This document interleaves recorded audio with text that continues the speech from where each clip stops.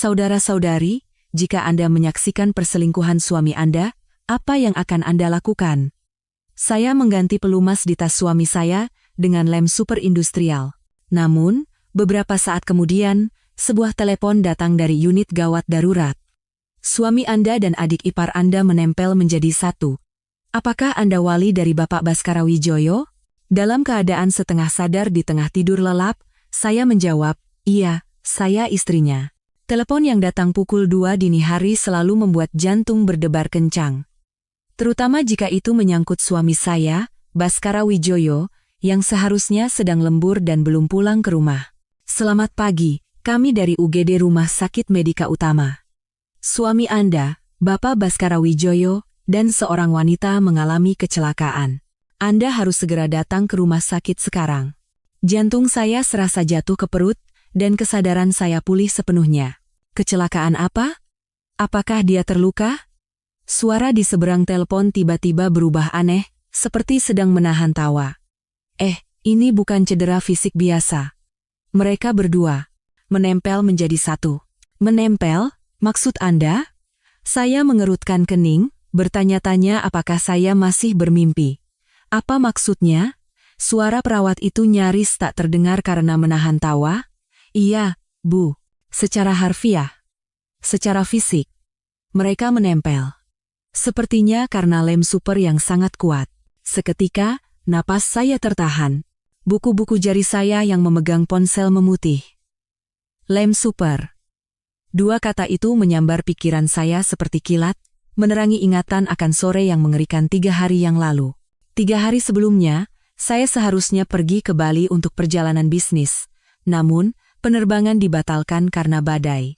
Dengan niat memberikan kejutan pada Baskara, saya langsung pulang tanpa memberitahunya terlebih dahulu, bahkan saya membelikan kepiting raja kesukaannya. Saat saya membuka pintu depan, ruang tamu sunyi senyap. Saya meletakkan barang-barang saya dengan hati-hati ketika mendengar suara samar dari kamar tidur utama. Jantung saya mulai berdebar kencang, dan firasat buruk mencekik leher saya. Baskara bilang hari ini ada pertemuan penting dengan klien, kenapa dia ada di rumah jam segini? Semakin dekat saya ke kamar tidur, suara itu semakin jelas. Desahan seorang wanita dan derit ranjang yang berirama. Seketika, tangan dan kaki saya terasa dingin seperti es. Saya mengendap-endap ke depan pintu kamar yang sedikit terbuka. Melalui celah pintu, saya melihat pemandangan yang membuat darah saya seolah membeku. Suami saya, Baskara, dan adik ipar saya, Mayasari, telanjang bulat dan berpelukan di atas ranjang pengantin kami.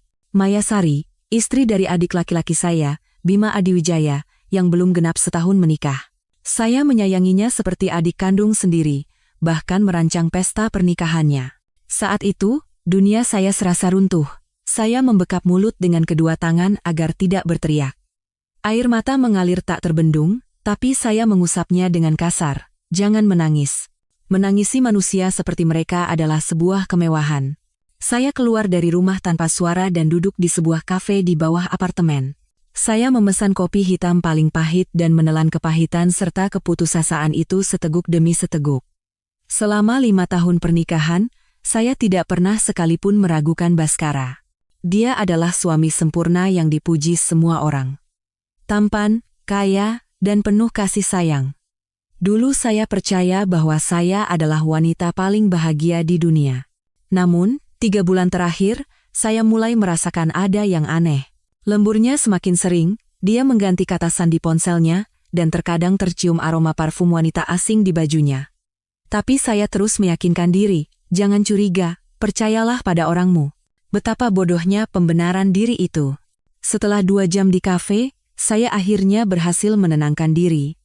Sebuah rencana mulai terbentuk perlahan di kepala saya. Saya tidak akan menangis, tidak akan berteriak, tidak akan mengamuk. Saya akan membuat mereka membayar mahal atas perbuatan mereka. Ketika saya kembali ke rumah, Baskara sudah berpakaian rapi, berakting seolah-olah baru saja pulang kerja. Dia bertanya dengan lembut mengapa saya tidak memberitahunya, mengeluh bahwa dia bisa menjemput saya jika tahu penerbangan dibatalkan. Saya menatap wajah tampannya dengan perasaan jijik. Wajah yang dulu sangat saya cintai, kini tampak penuh dengan kemunafikan dan tipu daya. Aku ingin memberimu kejutan, kata saya sambil tersenyum paksa, lalu memeluknya. Aku kangen. Tubuhnya sempat menegang sejenak sebelum balas memeluk saya. Aku juga kangen kamu, Kirana. Malam itu, saya menolak ajakannya untuk tidur bersama dengan alasan sedang menstruasi. Dia menghela napas lega lalu segera tertidur pulas.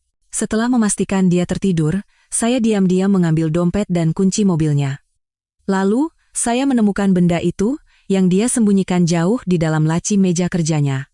Sebotol kecil pelumas khusus. Saya tahu tentang keberadaan pelumas ini. Beberapa bulan lalu, saya tidak sengaja melihatnya di tas kerjanya. Saat itu, dia panik dan berkilah bahwa itu adalah hadiah kejutan untuk saya, mengatakan produk baru ini sangat bagus. Kalau dipikir-pikir sekarang, itu mungkin perlengkapan khusus untuknya dan selingkuhannya. Keesokan harinya, saya pergi ke toko bahan kimia dan membeli sebotol lem super industrial. Dengan hati-hati, saya membersihkan botol pelumas itu hingga kering, lalu mengisinya dengan lem super. Saya tahu Baskara akan melakukan perjalanan bisnis keesokan harinya, dan kebetulan, Maya juga bilang akan berlibur bersama teman-temannya. Semuanya terasa begitu pas. Saya meletakkan kembali botol pelumas yang telah dimodifikasi itu ke tempatnya semula dan menunggu dengan tenang. Ibu Wali, apakah Anda masih di sana? Suara di telepon menarik saya kembali ke dunia nyata. Ya, saya akan segera ke sana. Suara saya terdengar luar biasa tenang. Setelah menutup telepon, saya perlahan bangkit dan berjalan ke meja rias. Wanita di cermin itu berwajah pucat, tetapi matanya berkilat dingin. Saya merias wajah dengan saksama dan memoleskan lipstik merah menyala, warna favorit Baskara. Kemudian, dari bagian terdalam lemari, saya mengeluarkan sebuah amplop coklat. Di dalamnya ada semua bukti yang telah saya kumpulkan, catatan reservasi hotel, riwayat penggunaan kartu kredit, dan bahkan foto serta video perselingkuhan mereka yang saya ambil diam-diam hari itu. Waktunya telah tiba untuk mengakhiri sandiwara ini. Dalam perjalanan ke rumah sakit, rintik hujan mulai menghantam kaca mobil. Perakiraan cuaca mengatakan badai akan segera tiba. Seperti badai yang akan segera menerpa hidupku. Unit gawat darurat terang benderang seperti siang hari. Dengan sepatu hak tinggi, saya berjalan mantap ke meja perawat. Saya istri Baskara Wijoyo. Saya yang tadi ditelepon. Perawat jaga itu menatap saya dengan ekspresi bingung. Mungkin dia mengharapkan seorang istri yang panik dan berantakan, bukan wanita dengan riasan sempurna dan postur tegap seperti ini. Ah, ya. Silakan lewat sini. Perawat itu cepat-cepat memulihkan ketenangannya dan mengantar saya ke sebuah bilik yang tertutup tirai. Kondisinya agak tidak biasa. Sebaiknya ibu mempersiapkan diri. Saya menarik napas dalam-dalam dan menyibakkan tirai. Pemandangan di depan saya melampaui segala imajinasi. Baskara dan Maya Sari terbaring di ranjang, saling membelakangi. Bokong mereka menempel erat seperti kembar siam, tidak dapat dipisahkan. Wajah Baskara pucat pasi, sementara Maya membenamkan wajahnya di bantal, tidak berani mengangkat kepala. Beberapa dokter berdiri di sekitar mereka, mendiskusikan cara memisahkan keduanya. Wali pasien sudah datang, kata seorang dokter yang tampak senior, menoleh ke arah saya. Mendengar itu, Baskara mengangkat kepalanya. Wajahnya menjadi semakin pucat saat melihat saya. Kiki Kirana? Bagaimana kamu bisa? Pihak rumah sakit meneleponku, jawab saya dengan tenang. Bisa jelaskan apa yang terjadi di sini? Mendengar suara saya, Maya gemetar hebat dan semakin membenamkan wajahnya ke bantal. Sayang, ini salah paham, aku. Baskara mulai berbicara tak karuan. Dokter memotong ucapannya. Ibu Kirana, situasinya seperti ini. Mereka berdua menggunakan semacam lem super yang sangat kuat, sehingga jaringan kulit mereka menempel dengan erat. Kami sudah mencoba beberapa jenis pelarut tapi tidak berhasil. Mungkin perlu dilakukan operasi pemisahan. Saya melipat tangan di dada dan bertanya.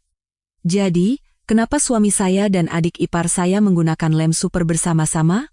Situasi macam apa yang membutuhkan benda seperti itu? Seluruh ruangan seketika hening. Beberapa perawat muda tampak mengguncangkan bahu, menahan tawa. Wajah Baskara berubah dari putih, menjadi merah, lalu membiru. Seperti palet warna. Begini, dokter kepala berdeham, menurut keterangan pasien, mereka tidak sengaja salah mengira lem super itu sebagai minyak pijat. Akibatnya, area pribadi mereka jadi menempel. Minyak pijat?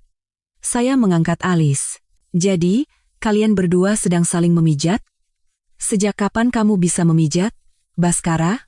Atau jangan-jangan Maya yang sedang memijatmu? Maya akhirnya angkat bicara sambil terisak. Mbak Kirana, ini tidak seperti yang Mbak pikirkan. Memangnya apa yang aku pikirkan? Saya menatapnya dengan dingin. Aku tidak memikirkan apa-apa. Aku hanya menanyakan fakta.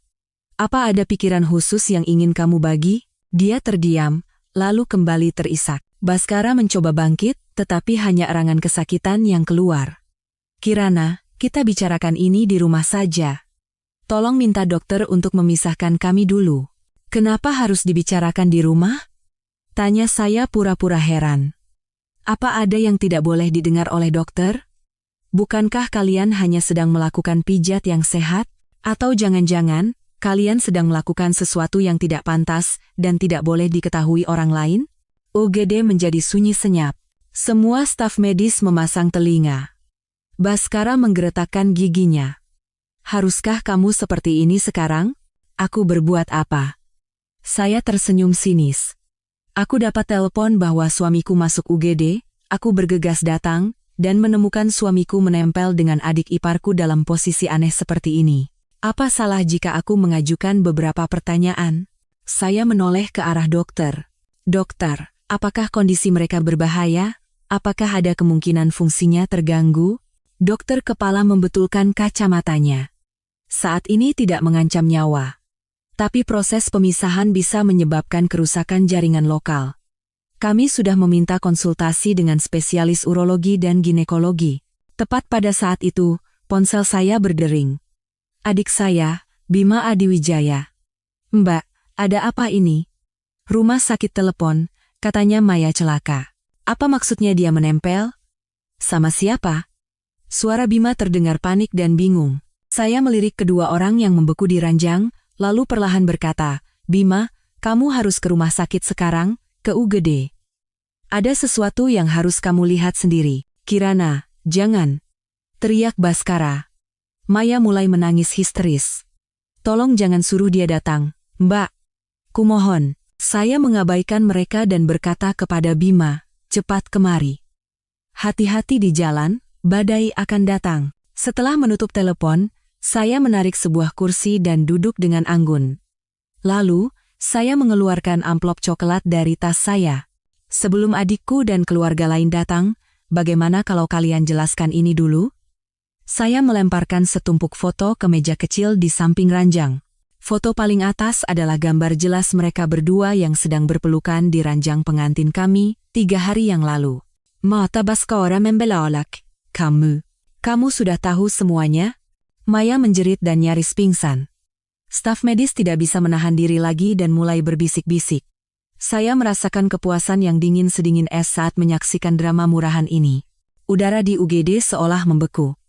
Wajah Baskara bukan lagi pucat, tapi sudah keabu-abuan. Bibirnya bergetar, tapi tidak ada kata yang keluar. Maya terkulai lemas di atas ranjang seolah jiwanya telah melayang, hanya bagian tubuh mereka yang lengket yang menahannya agar tidak jatuh sepenuhnya. Ini. Baskara akhirnya berhasil memaksakan beberapa kata keluar, matanya penuh dengan keterkejutan dan ketidakpercayaan. Saya menyilangkan kaki dengan anggun dan mengeluarkan selembar bukti reservasi hotel dari amplop, Hotel Bintang 5 Jakarta, kamar eksekutif suite, 15 Agustus. Wah, kebetulan sekali itu hari ulang tahunku. Kamu bilang kamu ada perjalanan bisnis ke Surabaya, kan? Ingat? Staf medis menahan napas menyaksikan adegan ini. Bahkan dokter kepala sepertinya lupa untuk melanjutkan penanganan medis. Drama kehidupan manusia memang jauh lebih menarik daripada masalah medis yang rumit. Dan ini, saya mengeluarkan laporan kartu kredit. Kalung berlian, 500 juta rupiah. Aku kira itu hadiah ulang tahun pernikahan kita, tapi ternyata aku melihatnya di leher Maya. Kamu bilang itu barang palsu, kan? Ingat? Maya terisak dan mencoba menutupi wajahnya dengan tangan, tetapi posisinya yang aneh membuatnya tidak bisa melakukannya. Yang paling hebat adalah ini. Saya menyalakan ponsel dan memutar rekaman suara. Apa dia masih semenarik kamu? Kalau bukan karena latar belakang keluarganya, sudah lama aku akhiri. Lalu kapan Mas mau menceraikannya? Sabar sedikit lagi. Belum waktunya. Suara Baskara dan Maya dalam rekaman itu terdengar sangat jelas. Itu adalah rekaman dari alat perekam yang saya pasang sebulan lalu di ruang privat sebuah lounge yang sering mereka kunjungi. Wajah Baskara menjadi abu-abu. Kamu menjebakku. Tidak ada apa-apanya dibandingkan kalian yang menipuku, balas saya dengan dingin. Tepat pada saat itu, tirai UGD disibakan dengan kasar. Maya. Mbak. Apa-apaan ini? Adik saya, Bima, masuk dengan napas terengah-engah. Namun, kata-katanya terputus di tengah jalan. Matanya membelalak menatap istri dan kakak iparnya yang menempel dalam posisi aneh di atas ranjang. Dia membeku di tempat, seperti patung. Bima, kamu sudah datang, kata saya dengan tenang. Seperti yang kamu lihat. Istrimu dan suamiku sepertinya sedang melakukan pijat yang membutuhkan lem super. Raut wajah Bima berubah dari kaget, bingung, hingga akhirnya kemarahan yang meluap. Baskara, apa yang kau lakukan pada istriku? Dia berlari untuk mencengkeram kerah Baskara, tetapi staf medis segera menahannya. Bapak, tenang. Menggerakkan mereka sekarang berbahaya. Sebenarnya ada apa ini? Bima berteriak ke arahku, matanya merah padam. Mbak, sudah aku bilang 3 hari yang lalu, kata saya pelan. Waktu itu kamu tidak percaya. Sekarang setelah melihatnya sendiri, bagaimana perasaanmu? 3 hari lalu, setelah menyaksikan perselingkuhan itu, orang pertama yang saya hubungi adalah adik saya. Tapi dia bilang saya salah paham, bahwa Maya adalah wanita lugu dan baik, dan Baskara adalah suami teladan, tidak mungkin mereka melakukan hal itu. Sekarang, bukti tersaji di depan matanya dengan cara yang paling absurd. Maya akhirnya meraung. Mas Bima, maafkan aku dipaksa. Mas Baskara, dia mengancamku. Akting yang sangat meyakinkan. Saya menyaksikan pertunjukan itu dengan mata dingin. Baskara langsung berteriak, Maya, kamu gila. Omong kosong apa ini? Kamu yang lebih dulu menggodaku. Pertengkaran kotor pun dimulai. Semuanya diam. Dokter kepala akhirnya meledak. Masalah keluarga selesaikan di luar. Pasien harus segera dioperasi. Surat persetujuan operasi diletakkan di depan saya. Ibu Kirana, sebagai keluarga inti, Anda harus menandatanganinya. Saya melirik dokumen itu dan bertanya, dalam kasus seperti ini, seberapa besar risiko operasinya? Operasi pemisahan akan dilakukan dengan bius lokal, tapi karena perlengketannya cukup parah, bisa terjadi kerusakan jaringan permanen. Terutama, dokter itu berhenti, tampak canggung, bisa mempengaruhi fungsi organ tertentu. Baskara menatapku dengan mata penuh ketakutan. Kirana, tanda tangani, cepat. Saya mengambil pulpen. Lalu perlahan membuka mulut. Sebelum tanda tangan, aku mau tanya satu hal. Baskara, apa kata Sandi Brankas di ruang kerjamu? Aku perlu mengambil dokumen penting. Matanya goyah. Kenapa tiba-tiba tanya itu? Tanda tangani dulu. Memangnya ada rahasia di antara suami istri? Kata saya dengan nada polos. Atau jangan-jangan ada sesuatu di dalam brankas yang tidak boleh aku lihat? Para staf medis menatap kami dengan penasaran. Bima mengerutkan kening, seolah menyadari ada sesuatu yang lebih besar di balik ini. San, R, Yao Jiu Paci, tanggal pernikahan kita dibalik. Baskara berkata nyaris berteriak. Sudah puas? Sekarang tanda tangani. Saya menandatangani surat persetujuan operasi sambil menanamkan kata sandi itu di kepala, seperti dugaanku. Selama 5 tahun menikah, kebiasaan Baskara membuat kata sandi sangat mudah ditebak. Staf medis segera memindahkan ranjang itu ke ruang operasi. Baskara dan Maya dipisahkan dalam kondisi sangat malu dan kesakitan. Mbak, sebenarnya ada apa ini? Bima bertanya dengan suara gemetar, masih syok. Saya menepuk pundaknya. Ayo kita ke ruang tunggu. Akan aku ceritakan semuanya pelan-pelan. Duduk di ruang tunggu operasi, saya menceritakan semua yang saya temukan selama 3 bulan terakhir. Mulai dari aroma parfum asing di kerah baju Baskara, kata sandi ponsel yang tiba-tiba berubah, hingga pengeluaran kartu kredit yang tidak bisa dijelaskan. Aku menyewa detektif swasta. Mereka berhasil mendapatkan bukti perselingkuhan mereka. Yang lebih parah lagi, Maya ternyata sempat hamil. 2 bulan lalu dia diam-diam melakukan aborsi, dan biaya operasinya dibayar dengan kartu kredit kakak iparmu. Kenapa? Kenapa baru bilang sekarang? Bima memegangi kepalanya dengan putus asa. Karena aku butuh bukti, kata saya dengan dingin. Dan aku butuh waktu untuk bersiap. Bersiap untuk apa? Untuk perceraian ini. Dan untuk mengambil kembali semua yang menjadi milikku. Operasi berlangsung selama 3 jam. Selama itu, mertua saya dan orang tua kami semua bergegas datang ke rumah sakit. Di hadapan situasi yang memalukan ini, mereka hanya bisa saling berpandangan, tidak tahu harus berbuat apa. Kirana, ibu saya memegang tangan saya. Pasti ada salah paham. Baskara bukan anak seperti itu. Tanpa berkata apa-apa, saya memutar rekaman suara itu. Keempat orang tua itu terdiam. Wajah ibu mertua saya, terutama, menjadi pucat pasi. Lampu ruang operasi padam, dan dokter keluar. Operasi pemisahan sudah selesai. Tapi apa? Ayah mertua saya bertanya dengan cemas. Dokter menunjukkan ekspresi yang rumit. Lem super itu telah meresap hingga ke jaringan mukosa. Bapak Baskara kemungkinan akan mengalami disfungsi permanen. Kondisi Ibu Maya sedikit lebih baik, tapi tetap membutuhkan pemulihan jangka panjang. Ibu mertua saya pingsan di tempat, rumah sakit kembali riuh. Setelah situasi sedikit tenang, saya diam-diam meninggalkan rumah sakit dan mengemudikan mobil pulang. Badai sudah mulai mengamuk, dan hujan deras menghantam kaca mobil. Tapi hati saya bergejolak lebih hebat dari cuaca manapun. Sesampainya di rumah, saya langsung menuju ruang kerja. Saya menekan kata sandi dan membuka brankas. Benar saja. Di dalamnya ada semua yang saya duga. Bukti penyembunyian aset oleh Baskara, rencana perceraian yang telah ia siapkan, bahkan surat keterangan vasektomi.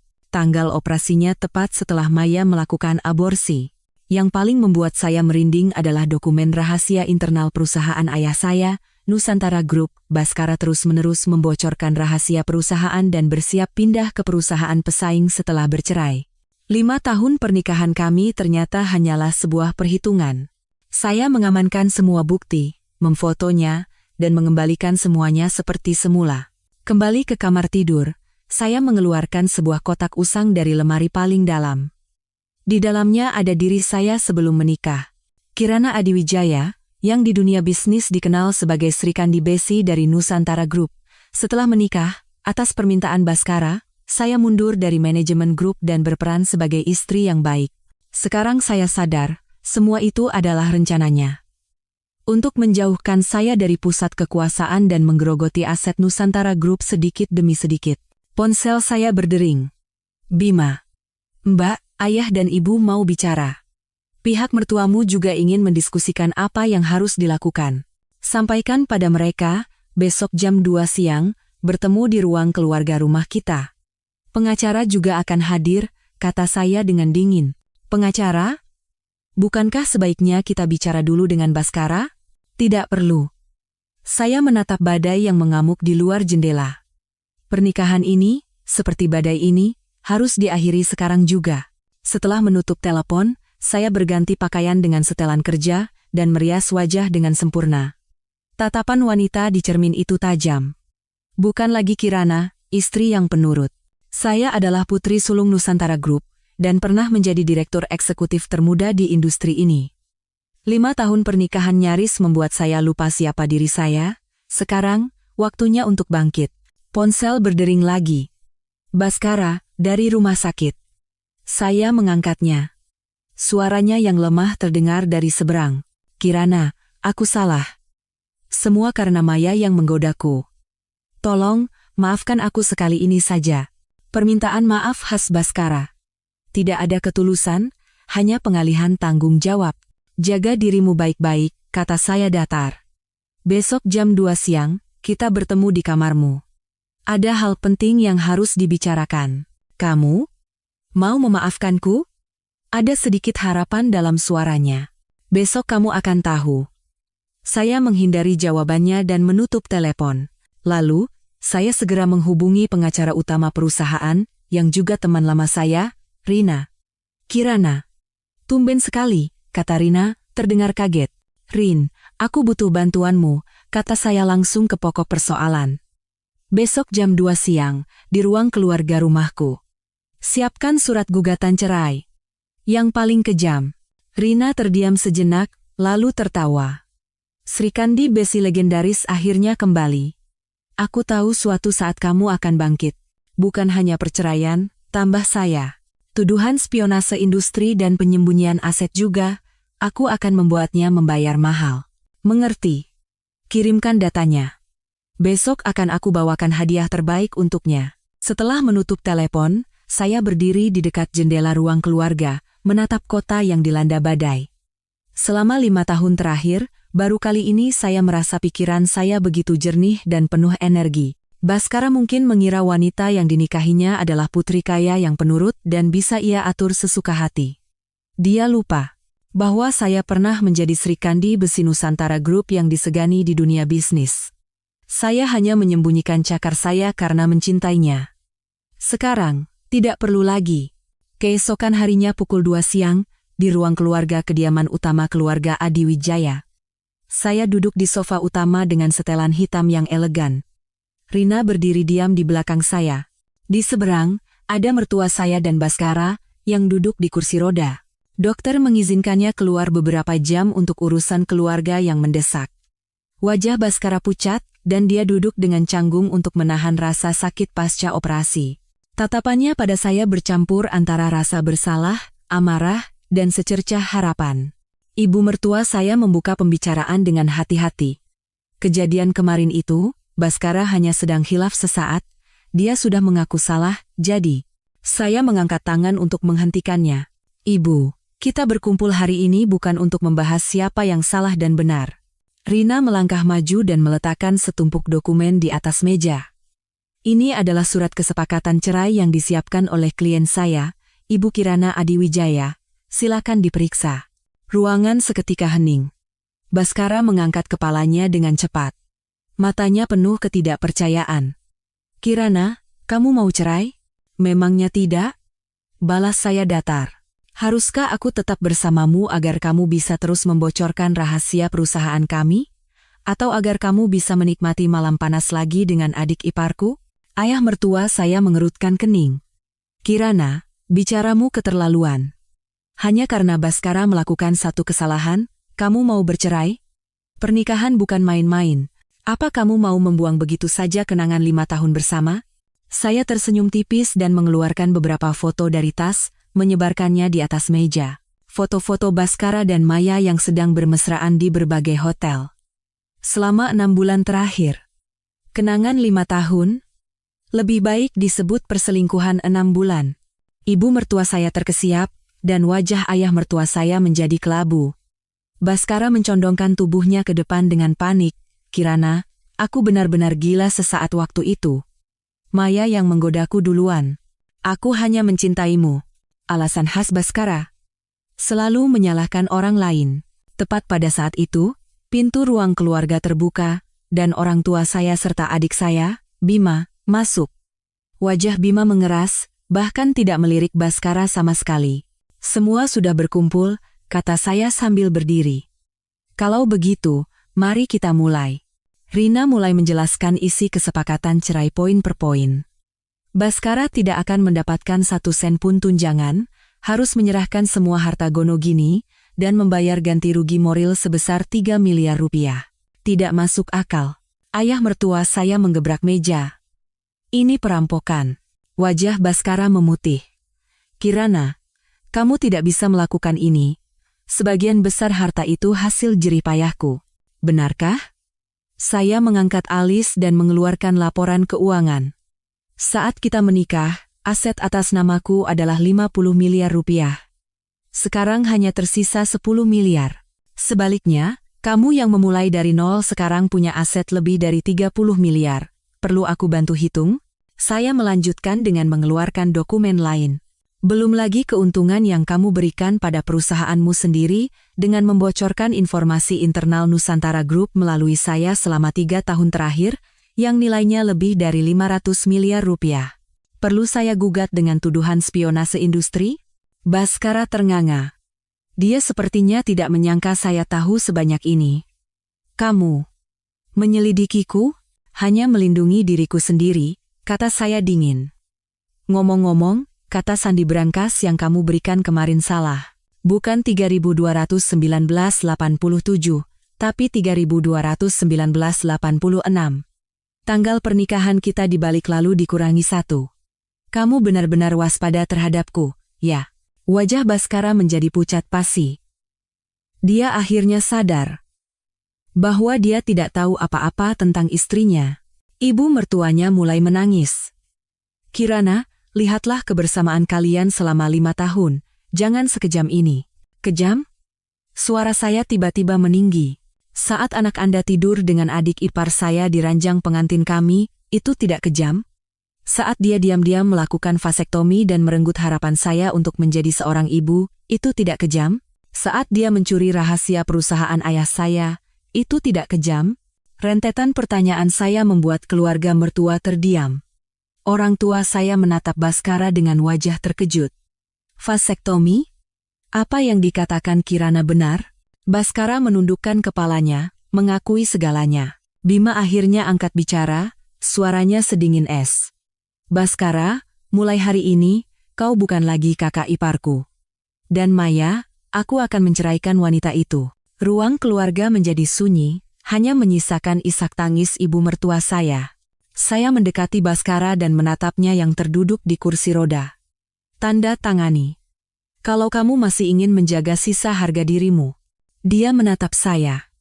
Kilatan kebencian sejenak melintas di matanya. Kalau aku tidak mau tanda tangan, kamu mau apa? Saya tersenyum, senyum sedingin es tanpa kehangatan sedikit pun. Kalau begitu, aku harus menyebarkan foto dan video kalian yang sedang menempel itu ke media. Judul beritanya bisa seperti ini, Direktur perusahaan ternama dan adik iparnya terlengket dalam skandal memalukan. Pasti akan sangat menarik. Warna memudar dari wajah Baskara. Kakakmu? Merekamnya? Saya mengeluarkan ponsel dan memutar video itu. Rekaman dari sudut pandang UGD yang menunjukkan zetek memalukan mereka saat menempel, dan percakapan dokter yang menyebutkan kemungkinan disfungsi permanen. Semuanya terekam jelas. Kirana, kamu benar-benar kejam, kata Baskara sambil menggeretakkan gigi. Tidak sekejam kamu, saya mematikan videonya. Pilihannya sederhana. Tanda tangani diam-diam, atau jadi bahan tertawaan seluruh negeri. Sebagai informasi, jika kita lewat jalur hukum, tuduhan spionase industri bisa dipenjara 3-7 tahun. Ayah mertua saya menghela napas panjang. Baskara, tanda tangani saja. Tangan Baskara gemetar. Dia menatap saya dengan ekspresi rumit dan bertanya, selama 5 tahun ini, kamu hanya berakting? Tidak, jawab saya datar. Saat aku mencintaimu, aku tulus mencintaimu, tapi sekarang tidak lagi. Itu juga tulus. Akhirnya, dia menandatangani surat kesepakatan cerai. Goresan penanya tampak lemah dan tidak beraturan. Rina mengamankan dokumen itu dan berkata, batas waktu untuk transfer aset dan pembayaran ganti rugi adalah 1 bulan, jika tidak dipenuhi, kami akan menempuh jalur hukum. Setelah urusan selesai, keluarga mertua saya pergi dengan wajah kelabu. Sebelum didorong keluar dengan kursi rodanya, Baskara menoleh ke arah saya untuk terakhir kalinya. Di matanya, ada ketakutan dan rasa segan yang belum pernah saya lihat sebelumnya. Dia akhirnya sadar bahwa dia telah mengusik orang yang salah. Setelah orang luar pergi, ibu memeluk saya. Kirana, betapa beratnya semua ini untukmu. Aku baik-baik saja, Bu. Justru lega. Saya menepuk punggung ibu. Bima mendekat dengan wajah penuh rasa bersalah. Mbak, maafkan aku. Seharusnya aku percaya padamu. Bukan salahmu, saya menghela napas. Dulu aku juga tidak mau percaya dengan apa yang kulihat dengan mata kepalaku sendiri. Ayah, yang sedari tadi diam, akhirnya angkat bicara. Mulai besok, kembalilah ke perusahaan. Posisi direktur masih kosong untukmu. Saya menatap ayah dengan kaget. 5 tahun lalu, saat saya meninggalkan perusahaan untuk menikah, ayah adalah orang yang paling menentang. Kerugian perusahaan akibat informasi rahasia yang dibocorkan Baskara selama 6 bulan terakhir ternyata lebih besar dari yang kita kira. Kamu harus kembali untuk membereskan kekacauan ini. Wajah ayah tampak serius. Saya menarik napas dalam-dalam. Takdir sepertinya memberiku titik balik yang tak terduga. Baik, ayah. Besok saya akan langsung kembali. Kembali ke kamar, saya menatap diri saya di cermin. 5 tahun. Kirana Adiwijaya yang pernah disegani di dunia bisnis akhirnya kembali. Ponsel saya berdering. Nomor tak dikenal. Saat saya angkat, suara seorang wanita terdengar. Ibu Kirana Adiwijaya, kan? Saya Dewi Lestari, teman Maya. Ada yang ingin saya sampaikan. Ada apa? Hubungan Bapak Baskara dan Maya tidak sesederhana yang terlihat. Ada orang lain di balik mereka. Suaranya terdengar penuh arti. Apa maksudmu? Kita bertemu saja. Saya juga membawa buktinya. Dia menyebutkan waktu dan tempat, lalu menutup telepon. Saya berdiri memegang ponsel, tenggelam dalam pikiran. Apakah drama murahan ini memiliki latar belakang yang lebih dalam? Di luar jendela, badai telah berlalu dan langit mulai cerah. Tapi di dalam hati saya, kabut baru mulai terbentuk. Apakah perselingkuhan Baskara dan Maya bukan sekadar affair biasa? Saya tiba di kafe sepi di pinggiran Jakarta sesuai waktu yang dijanjikan. Kota yang baru saja dilewati badai belum sepenuhnya pulih, di sana-sini terlihat dahan pohon patah dan daun-daun berserakan. Namun, sinar matahari sudah menembus awan, menandakan akhir dari badai. Atau mungkin, awal dari badai yang lain. Di sudut kafe, seorang wanita berkacamata hitam melambai ke arah saya. Saya duduk di hadapannya dan mengamatinya. Wanita berusia awal 30-an dengan pakaian rapi, tapi tampak gelisah. Ibu Kirana, saya Dewi Lestari.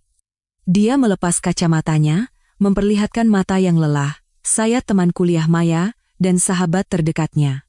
Anda bilang hubungan mereka tidak sederhana, kata saya langsung ke pokok persoalan. Dewi mengangguk dan mengeluarkan sebuah amplop dari tasnya, mendorongnya ke arah saya. Lihat ini dulu. Saya membuka amplop itu.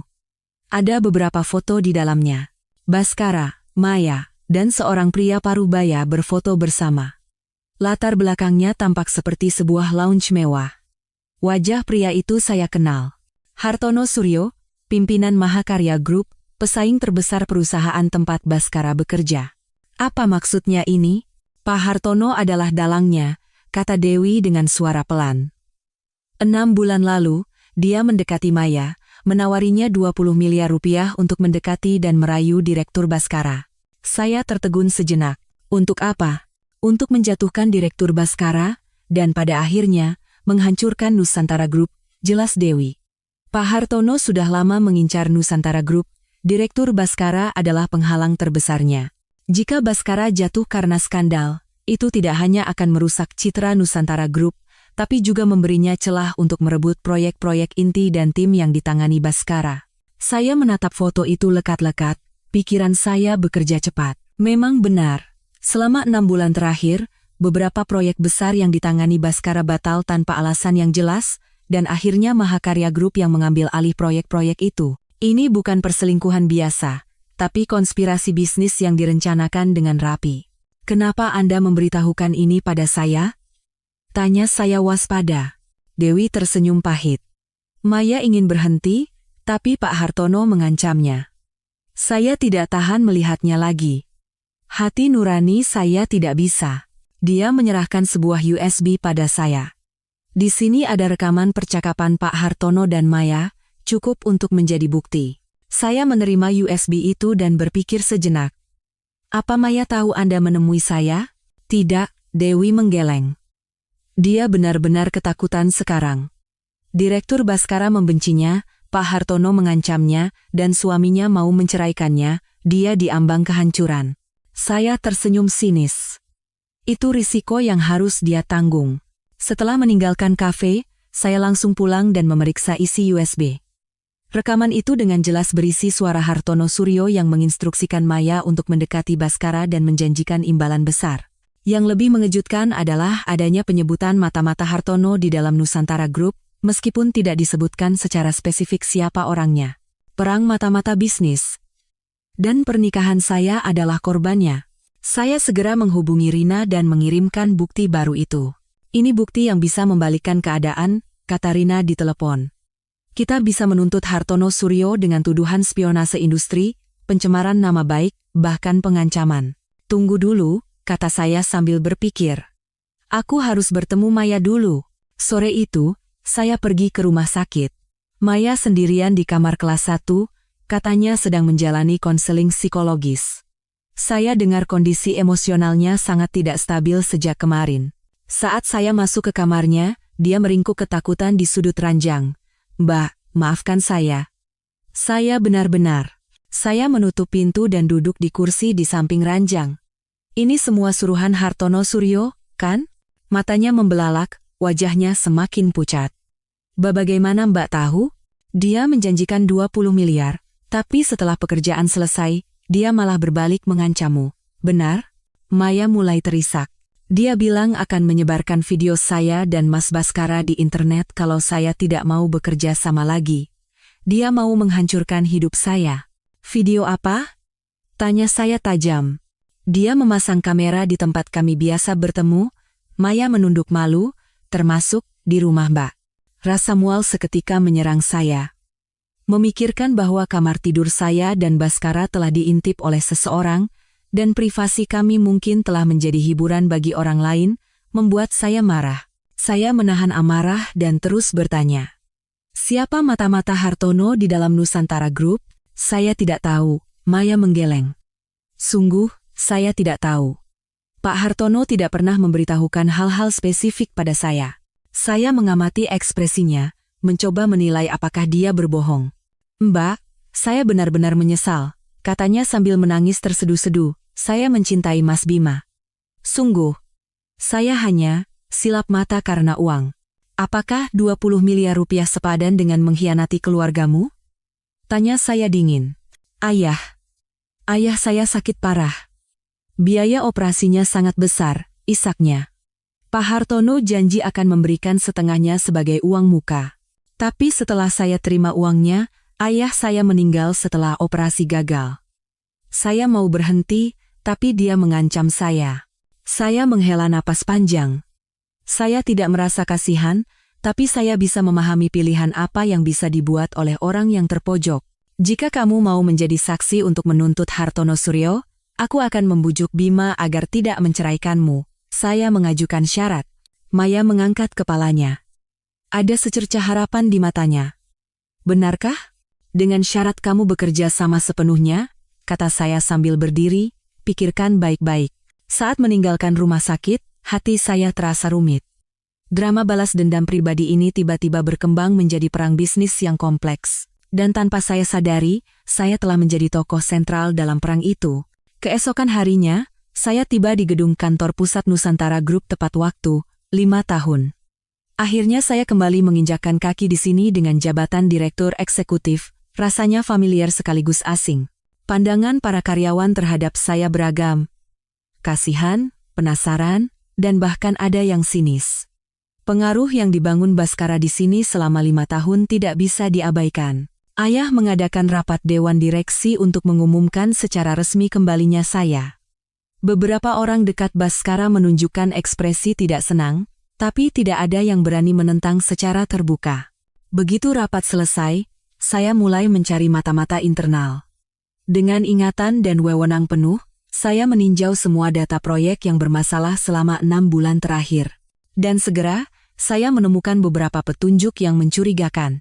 Semua proyek yang informasinya bocor melewati Departemen Pemasaran, dan Kepala Departemen Pemasaran, Bapak Budi Santoso, adalah orang yang diangkat langsung oleh Baskara. Saya memerintahkan tim IT untuk memantau semua riwayat komunikasi Budi secara rahasia. Benar saja. Dia melakukan kontak rahasia dengan Mahakarya Group. Saat saya akan memulai investigasi lebih lanjut, Baskara menelepon, Kirana, aku mau bertemu.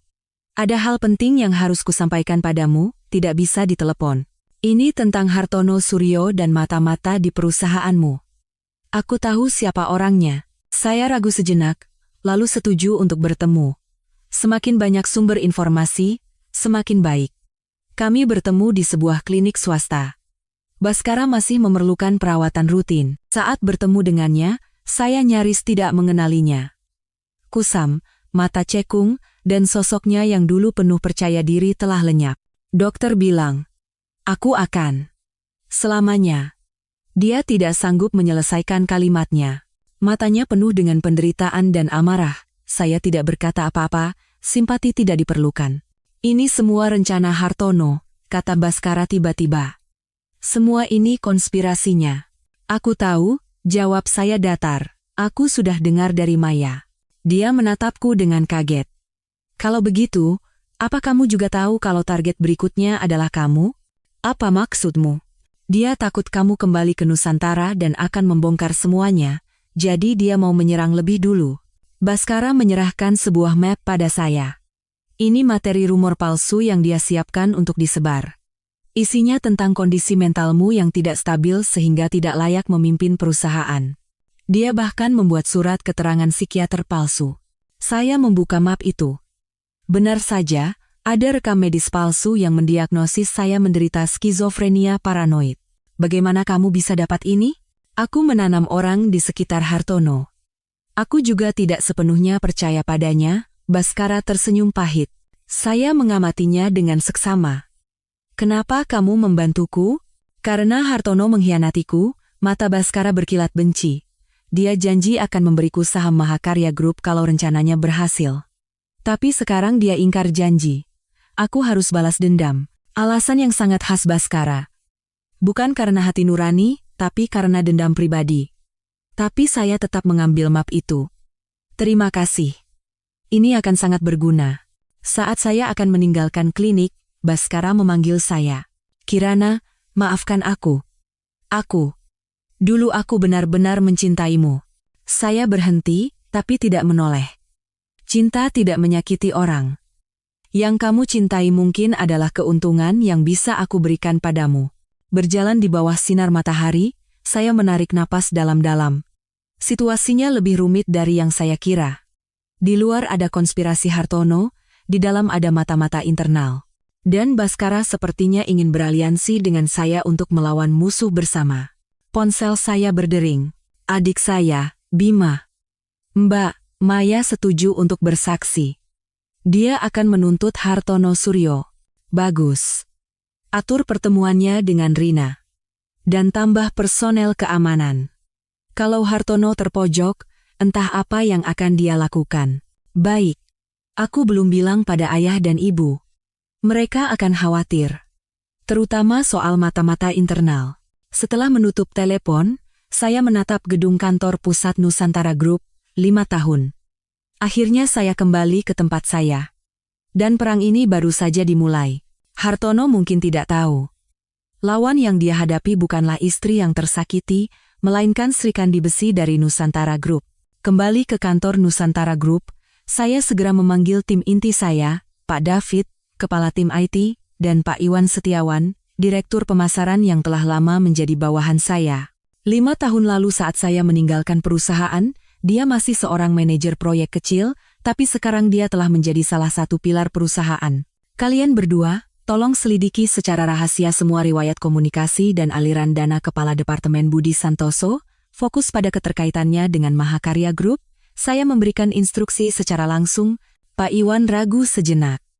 "Bu Direktur, Pak Budi adalah orang yang diangkat langsung oleh mantan Direktur Baskara. Posisinya di perusahaan cukup kuat. Jika kita bergerak gegabah tanpa bukti kuat, kita bisa kena serangan balik. Itulah sebabnya kita harus melakukannya secara rahasia." Saya menatap Pak David. "Secara teknis tidak ada masalah, kan?" Pak David membetulkan kacamatanya. "Secara teori bisa. Tapi sistem perusahaan memiliki keamanan ganda, dan kemungkinan akses backdoor dari mantan Direktur Baskara masih ada." Saya berpikir sejenak. Kita mulai dari riwayat komunikasinya saat dia tidak di kantor. Analisis secara intensif riwayat telepon dan email selama periode proyek yang bermasalah dalam 6 bulan terakhir. Setelah memberikan semua instruksi, saya mulai meninjau laporan keuangan perusahaan selama 6 bulan terakhir. Semakin saya lihat, semakin saya tidak percaya. Setidaknya 5 proyek besar batal tanpa alasan yang jelas, dengan kerugian mencapai 1 triliun rupiah, dan semua proyek ini melewati tim pemasaran Budi Santoso. Sore harinya, saya sengaja mengadakan rapat pleno tim pemasaran untuk mengamati reaksi Budi. Di luar dia tampak tenang, tapi dari sorot matanya terpancar ketegangan yang tidak bisa disembunyikan. Pak Budi, tolong jelaskan alasan batalnya proyek pengembangan kota baru. Saya menunjuknya langsung. Budi berdeham sekali. Itu karena pihak klien tiba-tiba mengubah persyaratan, dan tim kami tidak sanggup memenuhinya. Oh ya, saya memotong ucapannya. Tapi dari yang saya periksa, tercatat bahwa kita yang tiba-tiba menaikkan biaya kontrak sebesar 20% di menit-menit terakhir, sehingga klien beralih ke Mahakarya Group. Keputusan siapa itu? Ruang rapat seketika hening, semua mata tertuju pada Budi. Itu instruksi dari mantan Direktur Baskara.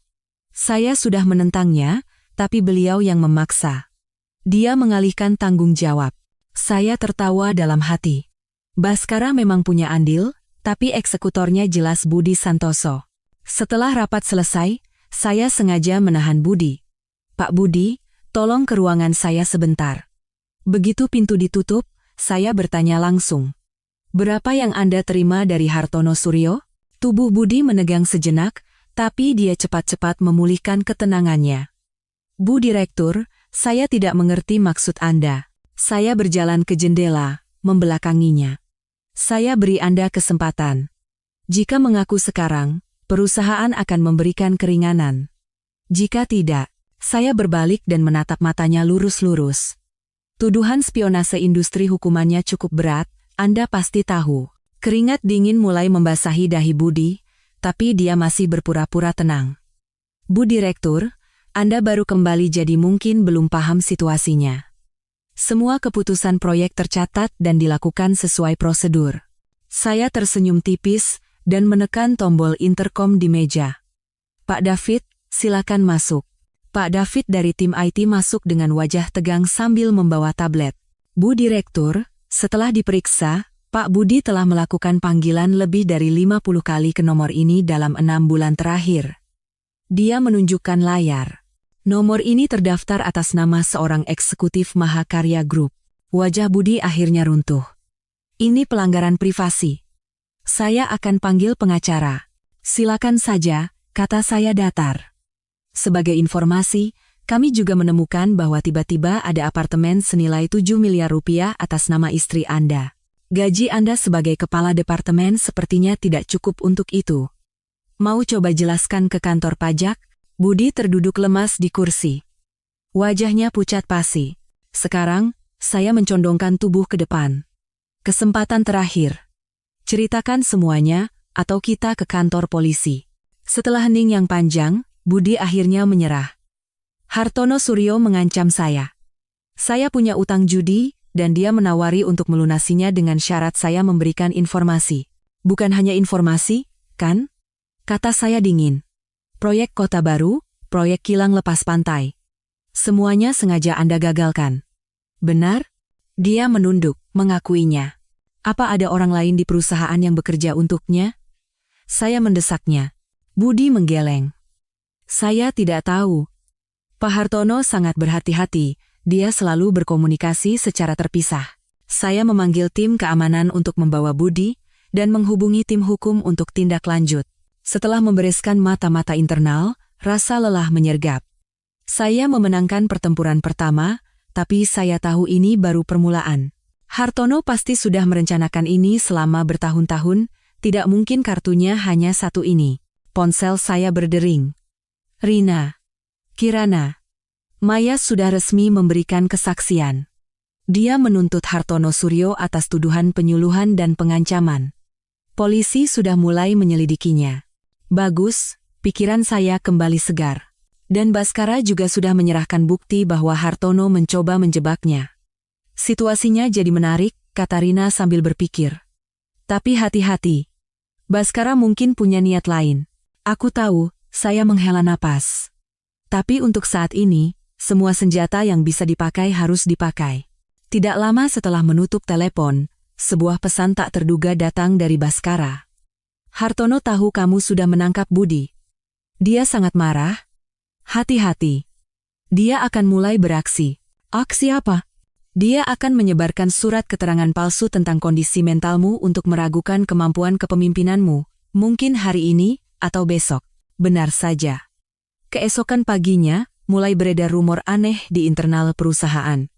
Bahwa saya labil secara emosional dan pengambilan keputusan saya tidak konsisten. Bahkan ada yang mengirim email anonim yang menyeratkan bahwa saya butuh istirahat. Saya segera mengadakan rapat Dewan Direksi Darurat. Saya menunjukkan surat keterangan palsu asli buatan Hartono dan surat perintah dimulainya penyelidikan dari polisi di hadapan para direksi. Seperti yang Anda lihat, ini adalah konspirasi bisnis yang terencana untuk menyerang Nusantara Group. Hartono Suryo pertama-tama menghancurkan kehidupan pernikahan saya, dan sekarang mencoba merusak reputasi profesional saya. Tujuan akhirnya adalah menghancurkan Nusantara Group. Saat saya menjelaskan dengan tenang, para direksi mulai berbisik. Sebagian besar mendukung saya, tapi beberapa direksi yang merupakan orang dekat Baskara mengajukan pertanyaan.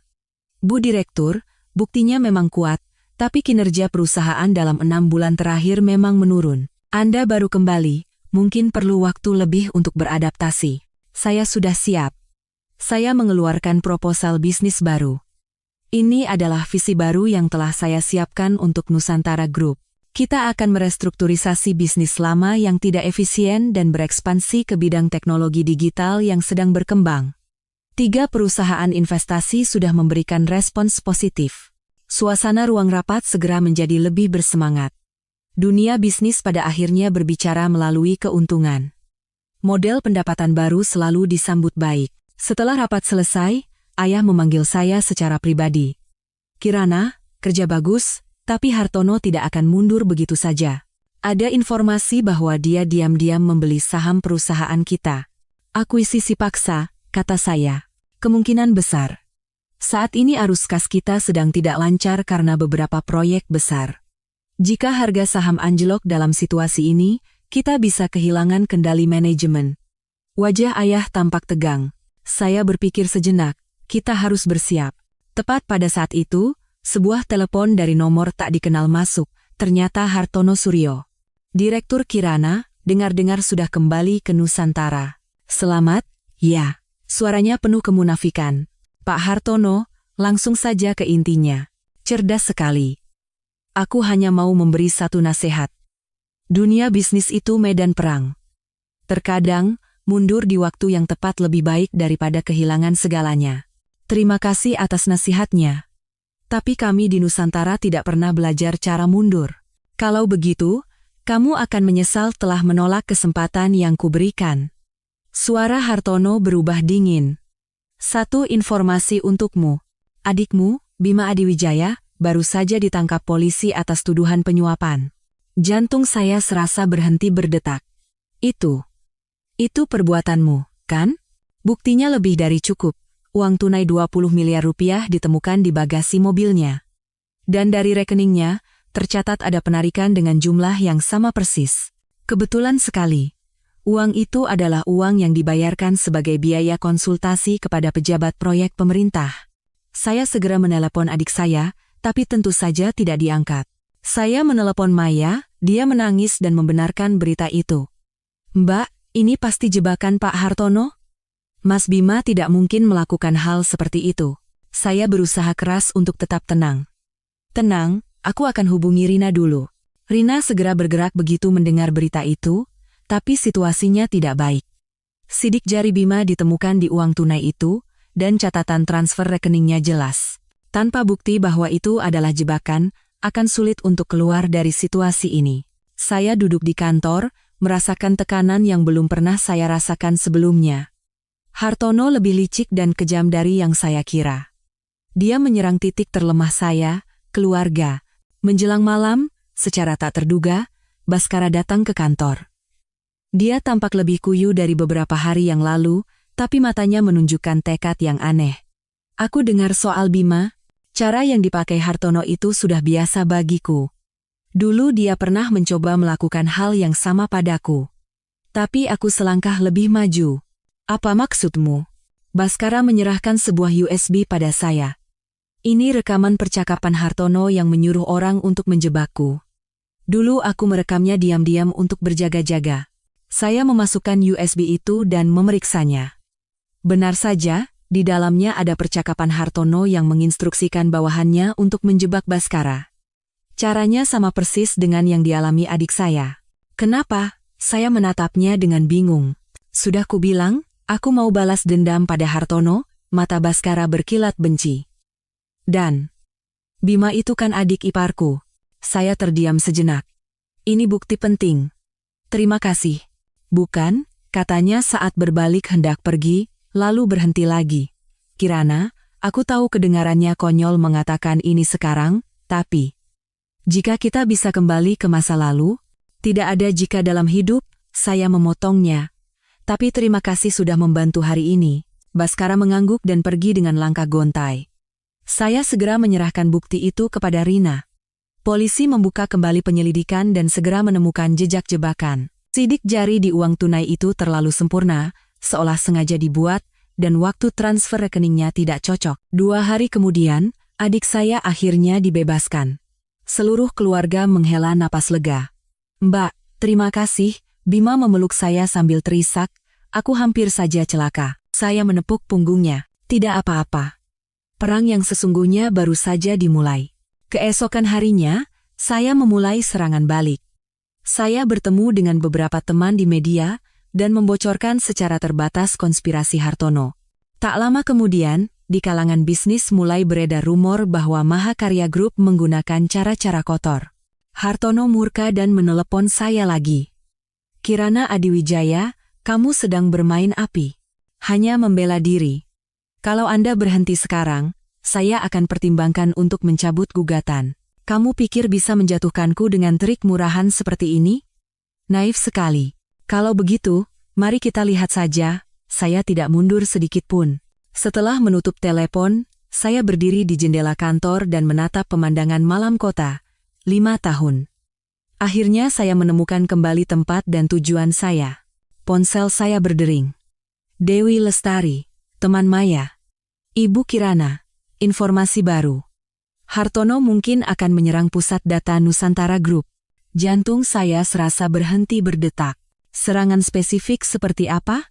Saya tidak tahu detailnya, tapi sepertinya dia menyewa peretas untuk melumpuhkan sistem.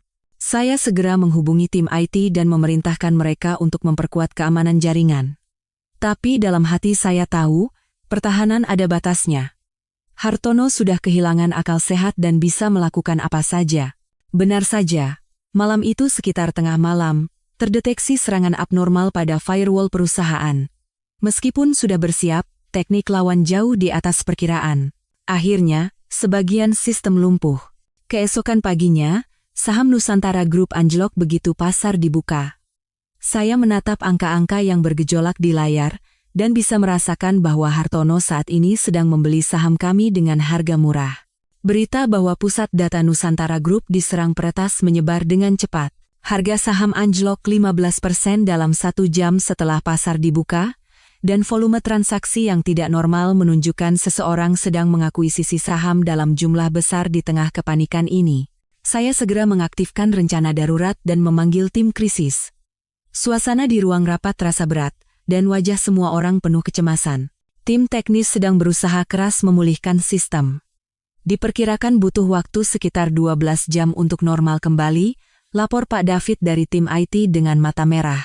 Lawan menggunakan virus jenis baru yang menyerang titik-titik lemah sistem kita. Wajah ayah tampak serius. Hartono benar-benar ingin menghancurkan kita. Saya berdiri di ujung meja rapat dan menganalisis situasi dengan tenang. Jatuhnya harga saham memberinya kesempatan emas untuk membeli saham kita dengan harga murah. Kita harus segera mengambil tindakan untuk menstabilkan harga saham. Bagaimana caranya? Tanya Direktur Keuangan sambil mengerutkan kening. Pasar saat ini diliputi kepanikan. Tanpa berita baik yang luar biasa, sulit untuk menghentikan tren penurunan ini. Saya tersenyum tipis dan mengeluarkan sebuah map berisi kontrak. Ini kontrak yang baru saja ditandatangani pagi ini. Kita telah menjalin kemitraan strategis dengan perusahaan teknologi global. Unicorn Tech, proyek pengembangan bersama sistem medis kecerdasan buatan, diperkirakan akan menghasilkan pendapatan 20 triliun rupiah dalam 3 tahun ke depan. Ruang rapat seketika riuh. Proyek ini telah saya jalankan secara rahasia selama beberapa bulan. Rencananya akan diumumkan minggu depan, Tapi terpaksa saya harus mengeluarkan kartu ini lebih awal. Setelah pengumuman itu, harga saham memang mulai pulih. Tapi tidak sampai 1 jam, gelombang penjualan besar-besaran kembali terjadi. Hartono dengan sengaja menekan harga saham sambil terus melakukan pembelian. Orang itu benar-benar mempertaruhkan segalanya untuk menelan kita, kata Bima Gram. Saya berpikir sejenak, lalu menelepon seseorang. Mulai. 30 menit kemudian, sebuah berita kilat muncul di saluran berita ekonomi. Mahakarya Group diduga melakukan pengelolaan dana ilegal di sejumlah proyek. Otoritas Jasa Keuangan mulai penyelidikan. Ini adalah kartu lain yang telah saya siapkan bersama Rina.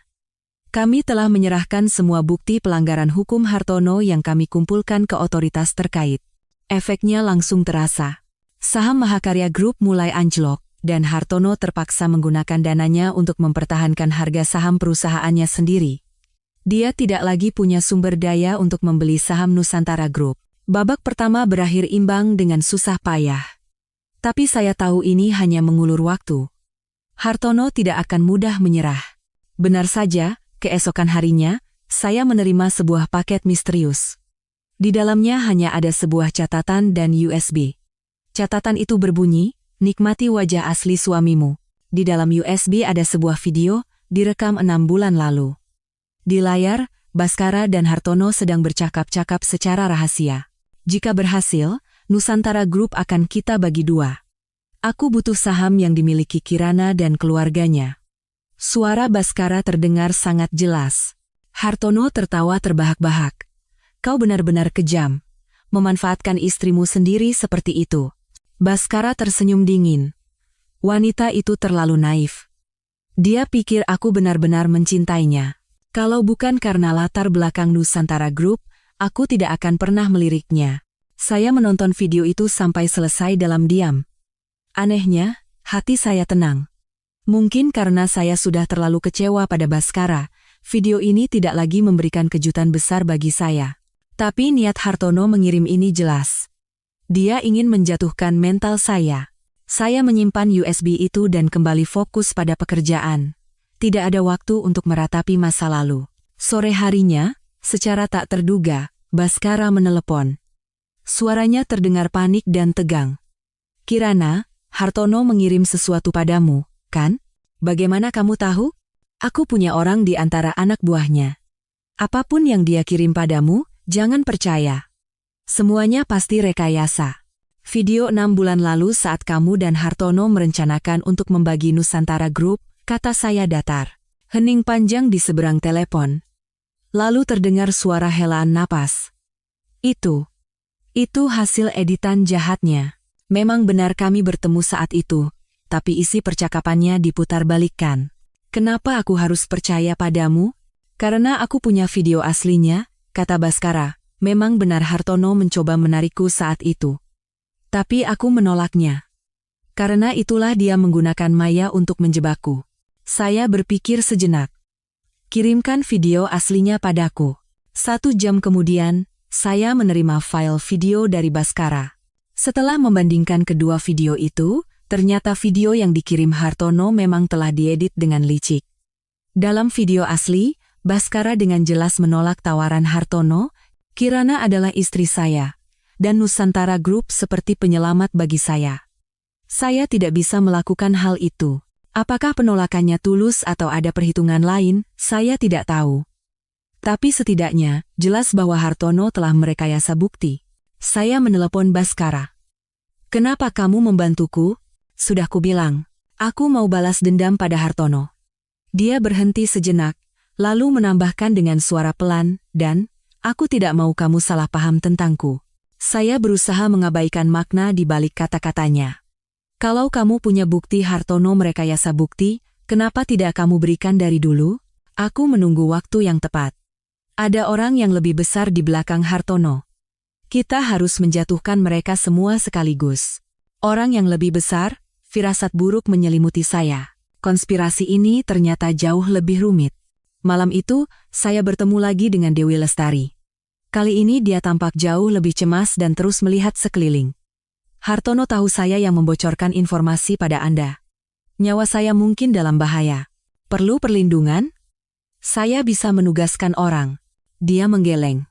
Tidak apa-apa. Tapi ini informasi terakhir.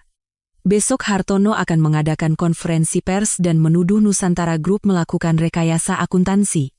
Dia bilang punya buktinya. Saya terkesiap.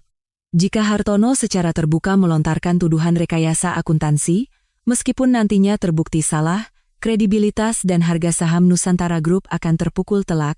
Waktu tepatnya jam 10 pagi, di aula konferensi kantor pusat Mahakarya Group. Setelah mengantar Dewi, saya segera mengadakan rapat darurat. Kita harus menyerang lebih dulu, usul Bima. Bagaimana kalau kita adakan konferensi pers lebih dulu dan membongkar konspirasi Hartono? Ayah menggeleng. Tanpa bukti yang tak terbantahkan, itu hanya akan menjadi perang lumpur. Hanya akan menambah kecurigaan publik. Saya berpikir lama, dan akhirnya sebuah rencana muncul di benak saya. Bagaimana kalau kita manfaatkan serangannya? Keesokan harinya pukul 10 pagi, konferensi pers Mahakarya Group dimulai sesuai jadwal. Hartono berdiri di depan puluhan kamera media dengan senyum percaya diri. Saudara-saudara sekalian, hari ini saya ingin mengungkap sebuah fakta yang sangat memprihatinkan, katanya dengan nada dramatis. Nusantara Group telah lama menipu investor dan publik melalui rekayasa akuntansi. Tepat pada saat itu, layar besar di ruang konferensi pers tiba-tiba berkedip dan berganti gambar. Muncul rekaman video dan audio lengkap percakapan Hartono dengan bawahannya saat merencanakan untuk menjebak Nusantara Group. Suasana seketika menjadi kacau. Para wartawan serentak mengangkat kamera dan memotret adegan itu. Apa-apaan ini? Wajah Hartono menjadi pucat pasi. Dia berteriak ke arah belakang panggung, "Matikan. Cepat matikan itu." Tapi video itu terus berputar. Menunjukkan bagaimana dia menginstruksikan Budi Santoso untuk membocorkan rahasia, bagaimana dia menjebak Baskara dan Maya, dan bagaimana rencananya untuk menghancurkan Nusantara Group. Semuanya terungkap secara gamblang. Situasi menjadi benar-benar di luar kendali. Para wartawan mengerubungi Hartono dan melontarkan pertanyaan tajam. Bapak Hartono, apakah isi video itu benar? Bagaimana tanggapan Anda atas tuduhan spionase industri dan pencemaran nama baik? Apakah penyelidikan OJK juga benar? Hartono, dikelilingi oleh pengawal, bergegas meninggalkan ruang konferensi pers dengan panik. Konferensi pers itu berakhir seperti sebuah drama murahan. Di ruang rapat Nusantara Group, kami menyaksikan semuanya melalui siaran langsung. Luar biasa. Mbak, bagaimana caranya? Bima menggebrak meja dengan gembira. Saya tersenyum tipis. Tim IT kita semalam berkunjung sebentar ke sistem Mahakarya Group dan meninggalkan hadiah kecil. Sebenarnya kami sudah menduga Hartono akan menggunakan cara ini dan telah bersiap. Informasi internal yang diberikan Baskara sangat membantu. Sore itu, saham Mahakarya Group anjlok 25%, mencatat rekor terendah. OJK mengumumkan penyelidikan resmi terhadap Mahakarya Group dan Hartono benar-benar terpojok, namun, kegembiraan saya tidak berlangsung lama. Menjelang malam, datang kabar bahwa Maya mencoba bunuh diri dengan menyayat pergelangan tangannya dan saat ini sedang dalam operasi darurat. Saat kami tiba di rumah sakit, Bima mondar-mandir di luar ruang operasi dengan wajah pucat pasi. Ada apa? Hartono mengirim orang untuk mengancamnya. Dia bilang tidak akan tinggal diam kalau Maya bersaksi. Maya tidak kuat menahan tekanannya, suara Bima bergetar. Saya merasa bersalah. Meskipun Maya bersalah, dia juga korban dari konspirasi ini. Dan saya telah memanfaatkan perasaannya terhadap Bima. Beberapa jam kemudian, dokter keluar dari ruang operasi. Masa kritisnya sudah lewat. Tapi kami harus terus memantau kondisinya karena kehilangan banyak darah. Dokter itu ragu sejenak. Pasien sedang hamil 8 minggu. Mata Bima membelalak. Hamil, anak saya? Dokter mengangguk. Untungnya, janinnya selamat. Tapi kondisi mental ibunya sangat tidak stabil, jadi perlu ketenangan. Bima menatap saya dengan ekspresi rumit. Mbak, aku ingin memaafkan Maya. Dia kan juga dimanfaatkan. Saya menepuk pundaknya. Ikuti kata hatimu. Tapi keselamatan adalah yang utama. Hartono bisa saja menyakitinya lagi. Setelah memperketat penjagaan, saya menyeret tubuh lelah saya kembali ke kantor. Kemenangan bertahap ini diraih dengan harga yang sangat mahal. Larut malam, Saya berdiri sendirian di dekat jendela, memikirkan langkah selanjutnya. Hartono memang terpukul, tapi belum sepenuhnya hancur. Siapa orang besar yang dia sebutkan? Ponsel saya berdering. Baskara. Aku lihat beritanya. Hartono sekarang sudah di ujung tanduk. Dia mungkin akan menyerangmu secara langsung. Aku tahu. Keamanan sudah diperketat. Itu tidak cukup. Hartono menyewa orang-orang yang sangat kejam. Sebaiknya kamu tinggalkan kantor untuk sementara dan berada di tempat yang aman. Saat saya hendak menjawab, terdengar suara aneh dari luar kantor. Diikuti oleh beberapa suara gedebuk dan perkelahian. Saya segera menekan tombol darurat di bawah meja dan menelepon ruang keamanan. Ada penyusup di lantai saya.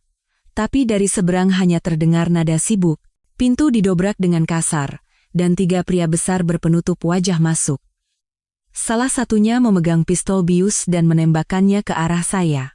Saya cepat-cepat berlindung di belakang meja, dan peluru bius itu hanya menyerempet bahu saya. Tepat pada saat itu, bayangan lain melompat masuk dari pintu dan mulai berkelahi dengan para penyusup.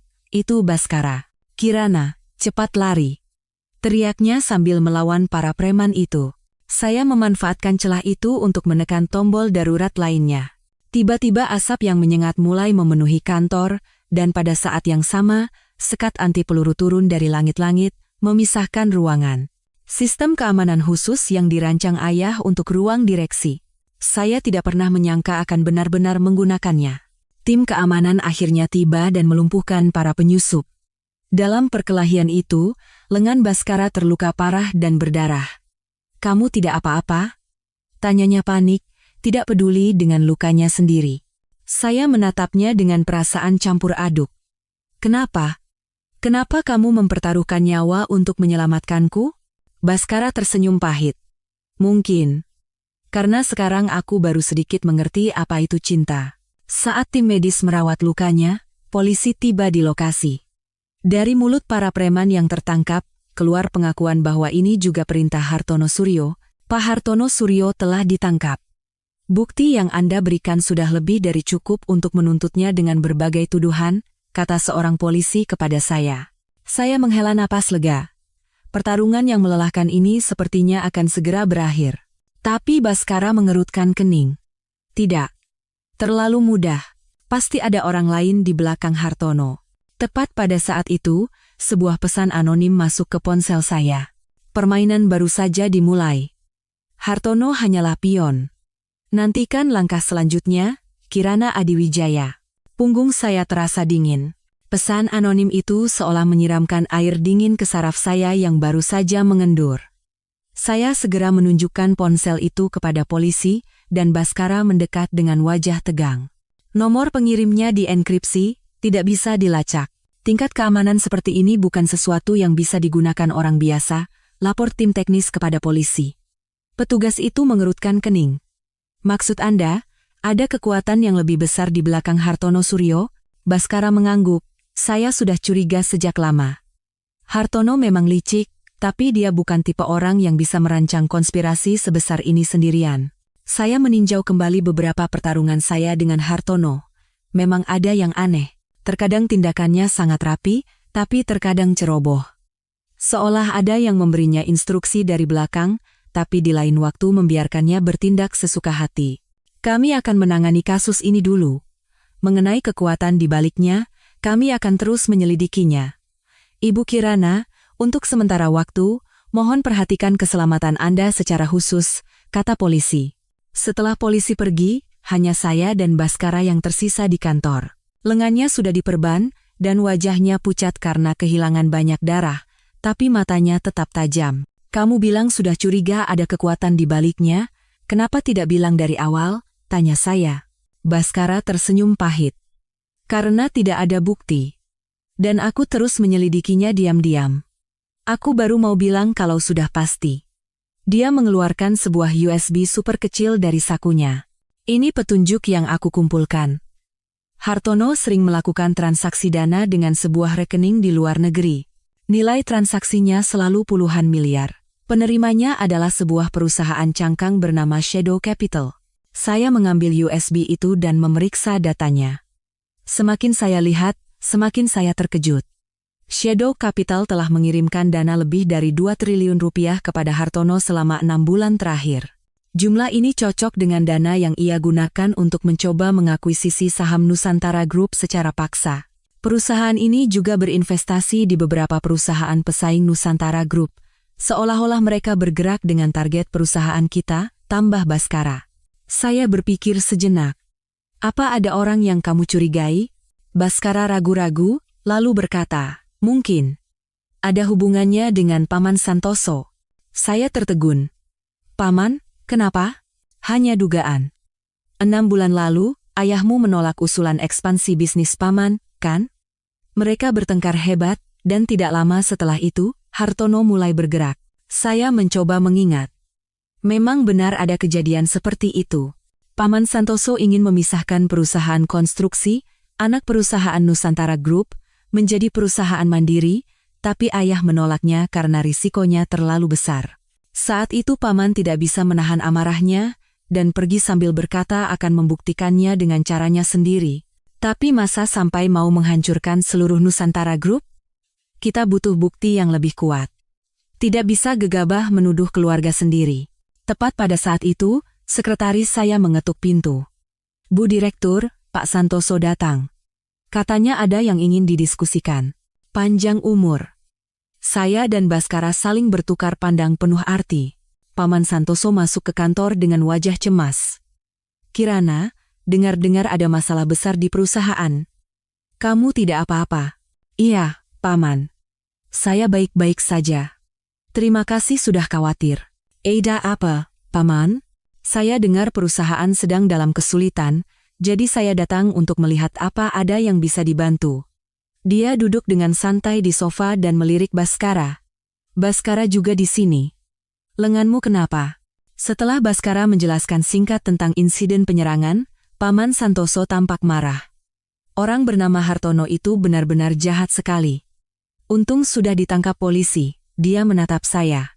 Kirana, setelah mengalami hal seperti ini, kamu pasti sangat lelah. Bagaimana kalau kamu istirahat dulu untuk sementara? Urusan perusahaan biar Paman yang tangani sebentar. Dalam hati, saya tetap waspada. Dia berpura-pura khawatir, tapi niatnya untuk merebut kendali manajemen di tengah kekacauan ini terlihat jelas. Terima kasih, Paman, tapi saya baik-baik saja.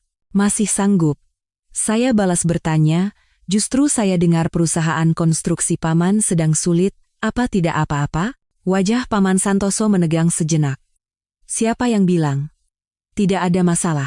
Oh ya? Syukurlah. Saya dengar proyek kompleks apartemen baru Paman kekurangan dana sampai perpanjangan pinjaman bank ditolak. Dia tampak sangat tegang. Itu hanya masalah sementara. Akan segera selesai. Saya mengangguk dan tidak bertanya lebih jauh, tapi kecurigaan di hati saya semakin besar. Jika Paman benar-benar dalam krisis keuangan, motifnya untuk mengincar sumber daya Nusantara Group sudah lebih dari cukup. Setelah Paman Santoso pergi, saya segera memerintahkan sekretaris untuk menyelidiki secara rahasia kondisi keuangan terbaru perusahaan Paman, terutama detail proyek yang bermasalah. Bagaimana menurutmu? Tanya Baskara. Belum pasti. Tapi jika dia dalangnya, semuanya jadi masuk akal. Dia mendanai Hartono melalui perusahaan cangkang, menggunakan Hartono sebagai tameng untuk membuat Nusantara Group terpuruk, lalu dia muncul sebagai penyelamat untuk mengambil alih perusahaan. Baskara melanjutkan pemikiran saya. Kami berdua sejenak menyadari bahwa percakapan kami saat ini memiliki ritme yang sempurna, seperti dulu. Suasana menjadi sedikit canggung. Aku pulang dulu, Baskara berdiri. Hati-hati. Kalau perlu, aku bisa menugaskan beberapa pengawal kepercayaanku. Saya ragu sejenak, lalu mengangguk. Terima kasih. Setelah sendirian, saya meninjau kembali semua petunjuk. Jika Paman benar-benar dalangnya, pertarungan ini akan menjadi perang internal keluarga yang jauh lebih kejam daripada perang dengan musuh dari luar. Keesokan harinya, sekretaris melaporkan hasil penyelidikannya. Perusahaan Paman memang sedang dalam krisis keuangan yang parah. Beberapa proyek terhenti, dan utangnya mencapai triliunan rupiah. Yang lebih mencurigakan, ada catatan bahwa 6 bulan lalu dia mengunjungi negara tempat Shadow Capital terdaftar. Rangkaian bukti semakin terhubung. Tapi masih kurang satu pukulan telak. Jadi, saya menyusun sebuah rencana. Saya sengaja membocorkan rumor melalui sekretaris bahwa saya telah menemukan bukti kunci yang mengarah pada dalang sebenarnya dan akan mengungkapkannya di rapat dewan direksi. Benar saja, malam itu Paman menelepon. Kirana, dengar-dengar kamu menemukan bukti baru. Tentang siapa? Paman, tidak enak dibicarakan di telepon. Besok di rapat dewan direksi, Paman lihat saja sendiri. Semua orang akan terkejut. Saya sengaja bersikap misterius. Ketegangannya terasa dari seberang telepon. Baiklah, sampai jumpa besok. Begitu telepon ditutup, saya memerintahkan tim IT untuk memantau semua komunikasi Paman. Benar saja. 1 jam kemudian, dia menelepon ke sebuah nomor terenkripsi. Isinya tidak bisa disadap, tapi lokasi penerimanya terdeteksi di sebuah lounge privat di pinggiran Jakarta. Saya memutuskan untuk mengambil risiko dan pergi ke sana sendiri. Tempat itu hanya untuk anggota, tapi saya berhasil masuk setelah menyebut nama ibu. Di bawah pencahayaan temaram, saya menemukan Paman duduk di sudut. Di hadapannya, duduk seorang pria yang membelakangi saya. Saya mendekat dengan hati-hati, bersembunyi di balik pot tanaman besar, dan akhirnya berhasil melihat wajah pria itu. Saya sangat terkejut hingga nyaris berteriak. Dia adalah paman ketiga saya, Paman Purnomo. Adik ayah yang lain, yang selama ini selalu pendiam dan tidak punya ambisi. Anak itu pasti sudah tahu sesuatu. Dia bilang akan mengungkapkannya di rapat dewan direksi besok, kata Paman Santoso dengan cemas. Paman Purnomo dengan tenang menyesap tehnya. Kenapa panik begitu? Dia tidak mungkin punya bukti yang kuat. Tapi bagaimana kalau ada? Rencana kita yang sudah bertahun-tahun tidak boleh gagal di sini. Tenang saja. Aku sudah siapkan rencana cadangan, seringai dingin tersungging di bibir Paman Purnomo. Kalaupun dia punya bukti, dia tidak akan bisa membawanya sampai ke ruang rapat. Punggung saya terasa dingin. Saya perlahan mundur, tapi tidak sengaja menabrak seorang pelayan yang lewat. Maaf, Bu, pelayan itu meminta maaf dengan gugup. Suara itu membuat kedua paman saya menoleh dengan waspada. Saya cepat-cepat bersembunyi di toilet. Jantung saya berdebar kencang. Beberapa menit kemudian, saya keluar dari toilet seolah tidak terjadi apa-apa. Paman Santoso sudah menunggu di depan pintu. Kirana, kenapa kamu di sini? Tatapannya tajam. Mau bertemu teman. Paman juga di sini, ya. Teman siapa? Apa aku kenal? Teman kuliah. Paman tidak kenal. Saya permisi dulu, ada janji. Saya bergegas keluar. Paman tidak menahan saya, tapi matanya penuh curiga. Begitu keluar dari lounge, saya menelepon Rina dan adik saya untuk menjelaskan situasinya. Semua paman? Kata Bima tidak percaya. Pasti karena kekuasaan dan uang. Mereka merasa tidak mendapat bagian yang adil dari kue besar bernama Nusantara Group, kata saya dingin. Rina memperingatkan. Kirana, kamu dalam bahaya besar. Mereka tahu kamu sudah curiga, entah apa yang akan mereka lakukan. Aku tahu. Karena itu kita harus menyerang lebih dulu.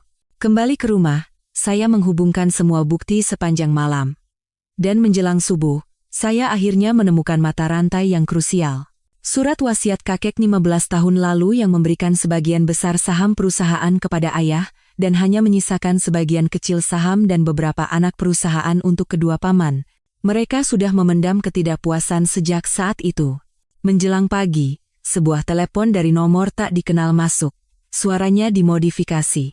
Kirana Adiwijaya, jika kamu ingin orang tuamu selamat, segera musnahkan semua bukti dan umumkan pengunduran dirimu dari perusahaan dengan alasan kesehatan. Waktumu 2 jam. Jantung saya serasa berhenti. Apa yang kalian lakukan pada orang tua saya? Sekarang mereka aman. Tapi kalau kamu tidak bekerja sama, aku tidak bisa jamin. Telepon ditutup. Saya segera menelepon orang tua saya, tapi tidak diangkat. Rasa takut menyelimuti saya. Saya memaksa diri untuk tenang dan menghubungi kepala keamanan di kediaman utama. Orang tua saya semalam tidur di rumah dan belum bangun. Segera periksa kamar mereka. Beberapa menit kemudian, laporan panik datang dari kepala keamanan. Kamarnya kosong. Jendelanya dibongkar, sepertinya diculik. Saya nyaris tidak bisa berdiri. Saya tidak menyangka mereka akan sekejam ini. Saya segera melapor ke polisi dan menelepon Paman Santoso. "Paman, orang tua saya, kalian yang membawa mereka? Omong kosong apa ini?" "Tentu saja tidak." Suaranya terdengar benar-benar kaget. Entah ini bukan perbuatannya, atau dia aktor yang hebat. Saya berada dalam dilema.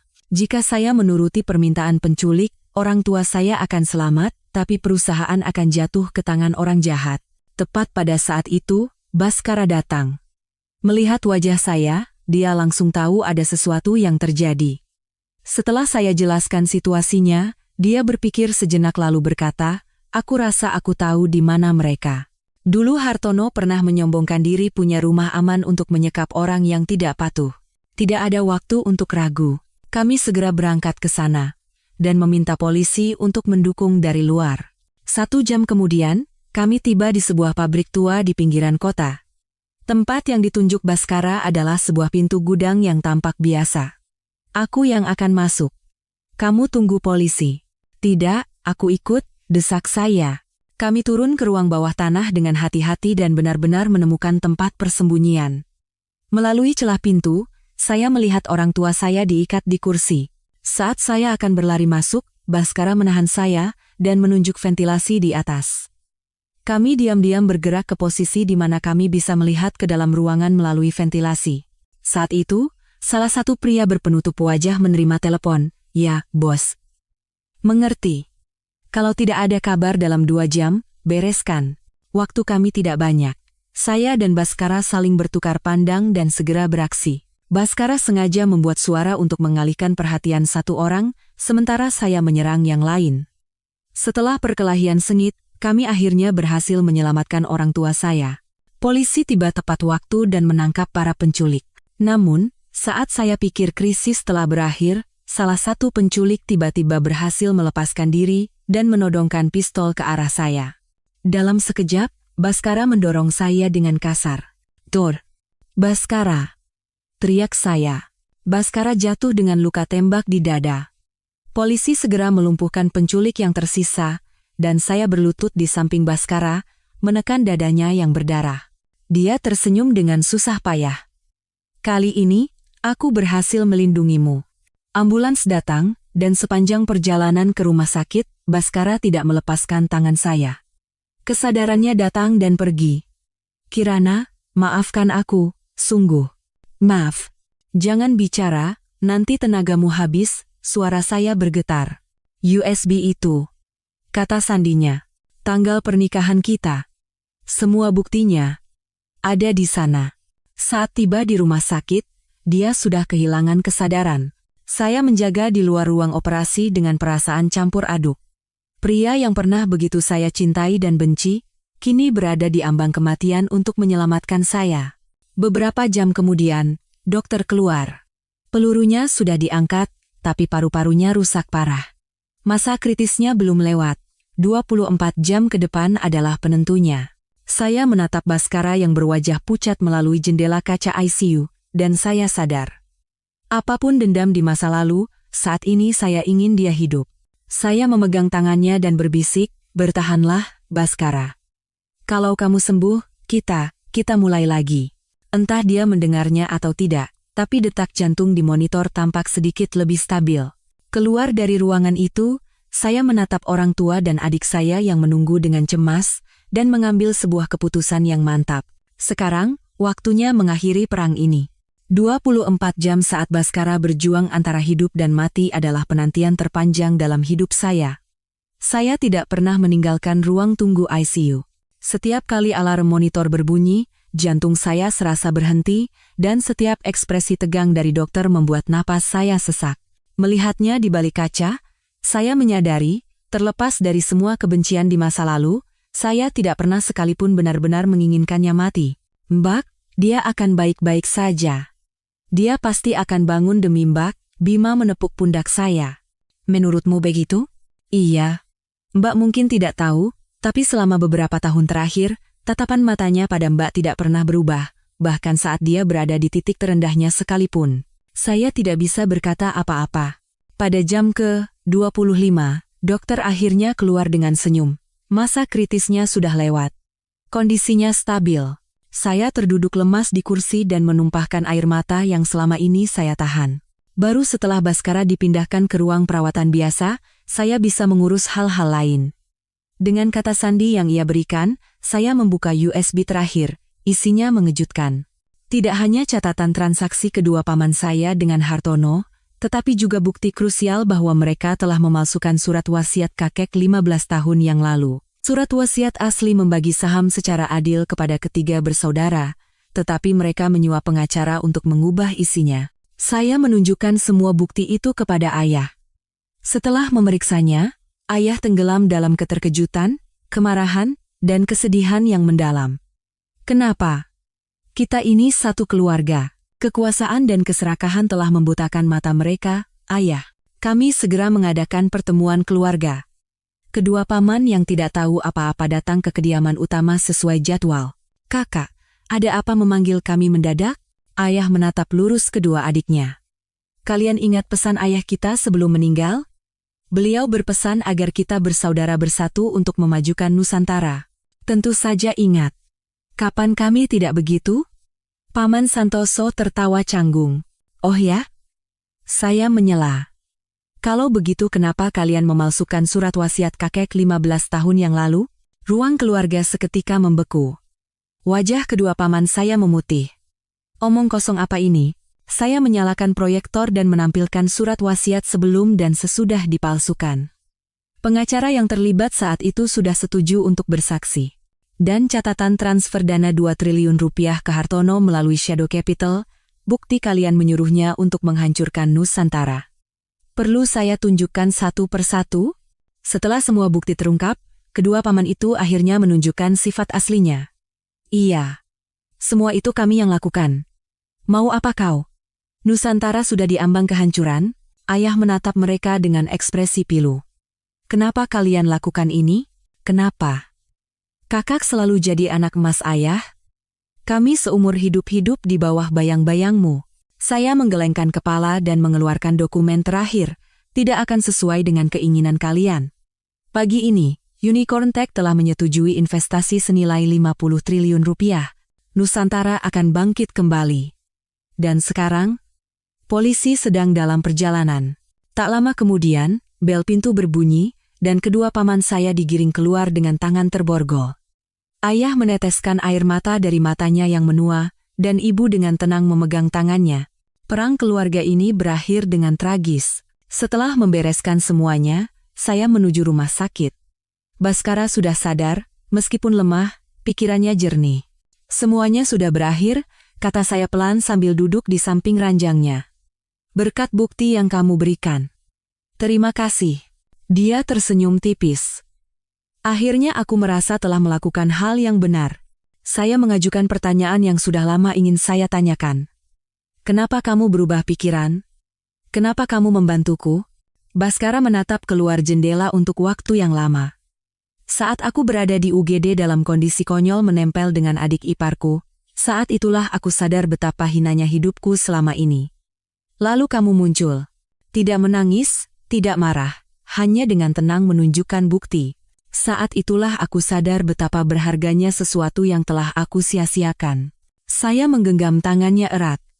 Kirana, aku tidak akan minta dimaafkan sekarang. Tapi berikan aku kesempatan untuk menebusnya. Kesempatan untuk memulai kembali. Saya menatap pria yang pernah begitu saya cintai dan benci itu. Hati saya campur aduk, sembuhkan dulu dirimu. Urusan nanti, kita pikirkan nanti. Saat meninggalkan rumah sakit, saya menerima telepon dari Maya. Suaranya terdengar jauh lebih stabil dari sebelumnya. Mbak, terima kasih tidak melarang Mas Bima menemuiku. Itu pilihan dia. Bayinya sehat? Iya, sehat sekali, Mbak. Nanti setelah lahir, saya dan Mas Bima berencana tinggal di luar negeri untuk sementara, jauh dari semua ini. Itu ide yang bagus, kata saya tulus. Setelah menutup telepon, saya menatap langit. Langit setelah badai berlalu tampak luar biasa biru dan cerah. Kembali ke perusahaan, saya mencurahkan seluruh tenaga untuk merestrukturisasi bisnis. Berkat investasi dari Unicorn Tech, Nusantara Group dengan cepat kembali ke jalurnya, dan harga sahamnya terus mencetak rekor tertinggi. Sebulan kemudian, Baskara keluar dari rumah sakit. Saya sendiri yang menjemputnya. Dia tampak sangat kurus, tapi pikirannya jernih. Untuk sementara, tinggallah di kamar tamu. Biar lebih mudah merawatmu. Dia mengangguk. Dalam perjalanan pulang, kami tidak banyak bicara, tapi tidak ada lagi kecanggungan. Kami hidup seperti teman satu rumah, menjaga sopan santun tapi tetap menjaga jarak. Suatu malam, saya terbangun karena mimpi buruk. Mimpi Baskara tertembak. Saya terkejut dan berlari ke kamarnya. Dia tertidur pulas. Melihatnya, saya sadar bahwa saya masih peduli padanya. Mungkin, lawan kata dari benci bukanlah maaf, melainkan melepaskan. Keesokan paginya, saya terkejut melihat Baskara sedang memasak sarapan di dapur. Dokter bilang aku harus banyak bergerak, rasanya mungkin tidak enak. Dia tersenyum canggung, telur mata sapinya sedikit asin, tapi saya menghabiskannya tanpa sisa. Ada rencana hari ini? Mau ke makam kakek? Mau ikut? Dia tampak terkejut, lalu mengangguk. Di depan makam kakek, saya berkata, "Kek, perusahaannya sudah Kirana jaga. Istirahatlah dengan tenang." Baskara juga berbisik pelan, "Maafkan saya, Kek. Saya akan menebus dosa saya dengan sisa hidup saya." Dalam perjalanan pulang, dia berkata, "Kirana, aku mau mulai kerja lagi, dari awal." "Kenapa?" "Uangmu kan masih banyak setelah pembagian harta. Aku ingin hidup dengan kekuatanku sendiri. Tanpa tipu daya atau perhitungan lagi." Saya melihat ketulusan di matanya. Mungkin, orang memang bisa berubah. Saat semuanya mulai kembali ke tempatnya, saya sekali lagi menerima telepon misterius. Suaranya dimodifikasi. "Kirana Adiwijaya, selamat atas kemenanganmu di ronde pertama, tapi permainan belum berakhir. Kalau kau pikir sudah menangkap semua musuhmu, kau sangat naif." Telepon ditutup, dan punggung saya terasa dingin. Maksudnya, masih ada musuh yang tidak kita ketahui? Telepon misterius itu seperti batu yang dilemparkan ke danau yang tenang, menciptakan riak di hati saya. Saya melapor ke polisi, tapi tentu saja, lokasi pengirim tidak bisa dilacak. Detektif yang menangani kasus ini meyakinkan saya bahwa itu mungkin hanya lelucon jahat dari seseorang, karena semua pelaku utama sudah ditangkap. Namun, kegelisahan di hati saya tidak hilang. Beberapa minggu berlalu tanpa terjadi apa-apa, seolah telepon itu benar-benar hanya lelucon. Baskara mendapatkan pekerjaan di sebuah biro desain kecil dan memulai lagi dari bawah. Hidupnya tidak lagi glamor seperti dulu, tapi dia tampak jauh lebih tegar dan tulus. Kami menjalani hari-hari yang tenang, sesekali makan bersama, atau pergi ke pameran seni seperti teman, tanpa membicarakan masa lalu atau masa depan.